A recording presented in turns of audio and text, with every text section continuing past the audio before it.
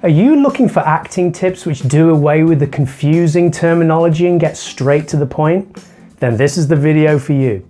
Don't forget to like, comment and subscribe. Welcome to Organic Acting. I'm Chris Conway and this is acting tips without the nonsense.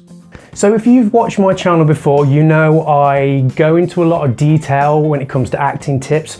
I cover a lot of Stanislavski and method. So this video is kind of turning things on its head and just kind of stripping all of that away and getting back down to the basics, getting back down to the nitty gritty. So this video is for you if you've started, say, rehearsing a play or maybe a scene from a play, or you are starting to shoot scenes from a film, so you're acting in front of camera. All of these tips are interchangeable. But what I really want to do is just give you some key skills, especially if you're first starting out. But even if you're an experienced actor, hopefully you can find something of use in this video. Stay tuned to the end of the video when I will give you my most important tip, one which is often forgotten by actors. So first off, we have read. Read the entire play or the entire script. It's amazing how many people don't do this, especially if they're just, say, performing a scene, or they've got to perform a presentation of a few number of scenes, and they just say, "What, I've got to read an entire play." But it is so essential you know the journey of the story, the plot, the character. You need to know where that character has been, where that character is going, the story arc.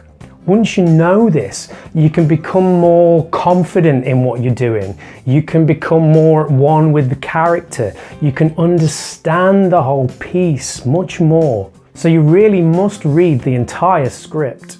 Up next, say lines out loud. Now, it's all well and good if you've sat at home and you've learnt all your lines and you've read them and read them and read them, but you've done it all with your mouth closed and learn them just by silently reading them to yourself.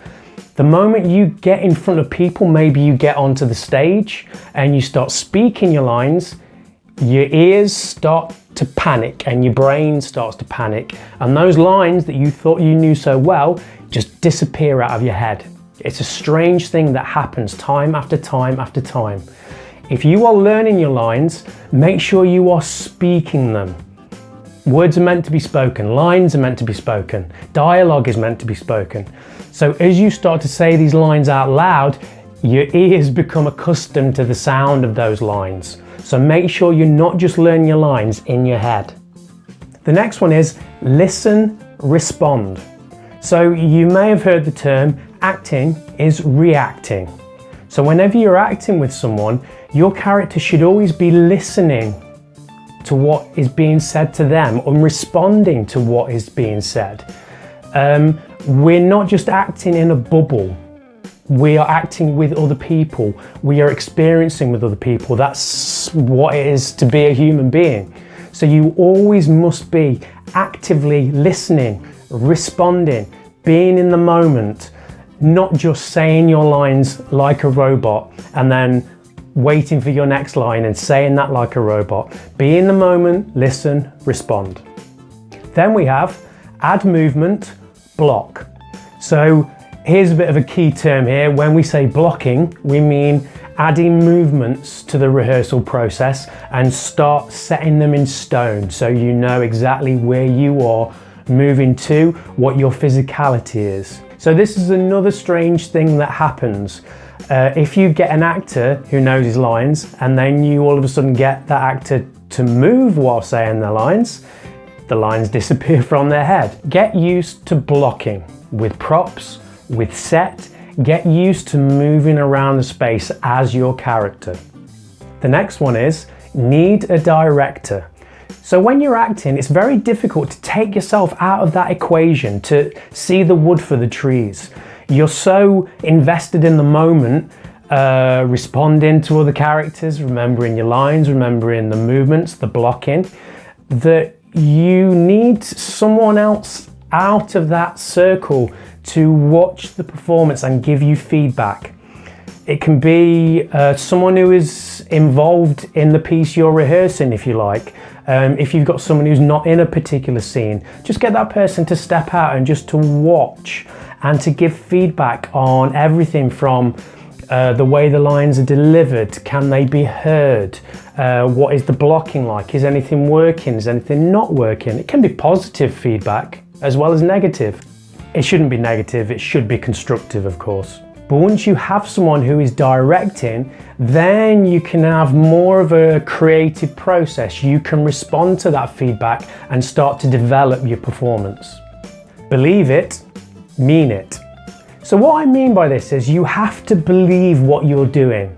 When you are performing in a scene, either on your own or with others, that is no longer make-believe, it is real. You are a real character in a real situation.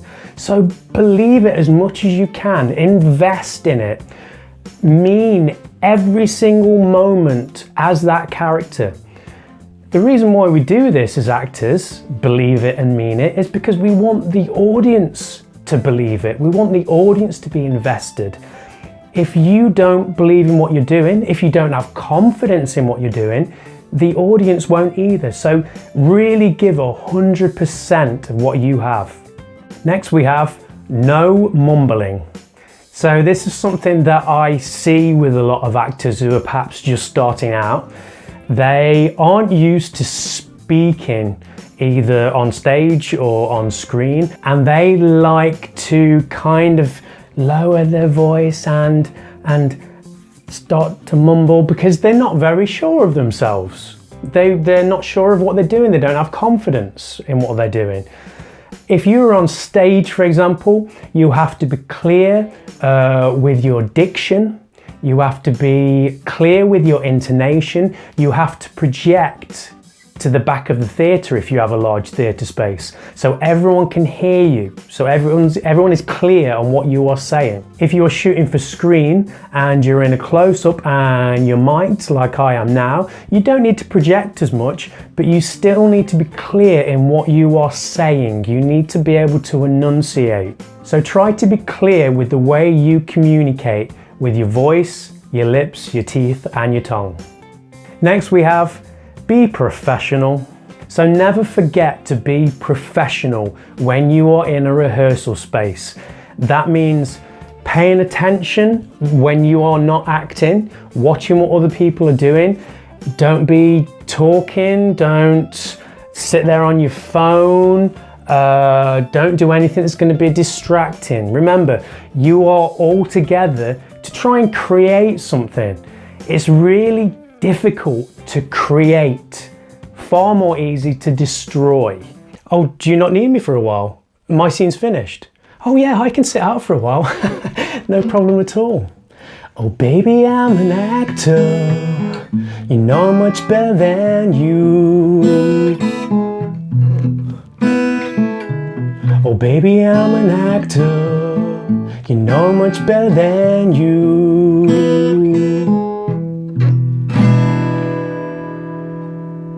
So respect others, respect the space, be part of a team, realize that there's not one person that is more important than anyone else. If you can all focus towards this primary goal, you're all going to achieve so much more. And next we have get off book. So you might have heard this before. Being off book simply means knowing your lines. So the sooner you can get off book, the more you can start to play with the moment. The minute you can get rid of this thing, then it's what I call the magic hour. That's when everything starts to come together. You can really start to play, you can start to experiment, you can start to discover. It's such a great moment when you've no longer got these lines and they're there. And everything, as I say, just starts to come together. Everything starts to feel more natural. And that's what we're aiming for, aren't we? Natural moments, real moments. Now we have final rehearsal. This one is really important. You should have something put into your rehearsal schedule where you bring everything together. It's not so much a technical rehearsal with props and costume and lighting. That's more of a technical rehearsal, but you can still add those things if it's going to help you.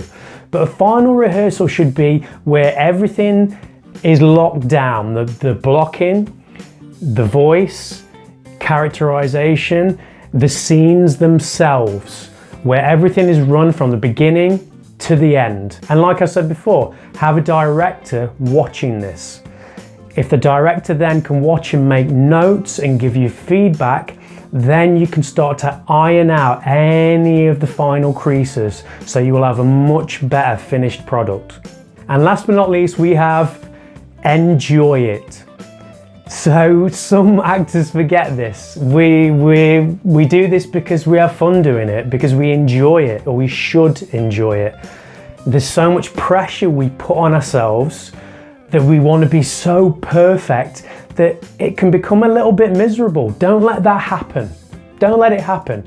Enjoy every moment of the process, from when you're first cast to when you are learning about your character, learning the lines, blocking, working out scenes, all the way up to a final rehearsal. Enjoy what you're doing. This is such a unique industry, such a unique job that we have. Why don't we enjoy it more? So treasure these moments, enjoy them as much as you can. If you like this video, please don't forget to like, comment, subscribe, hit the bell icon.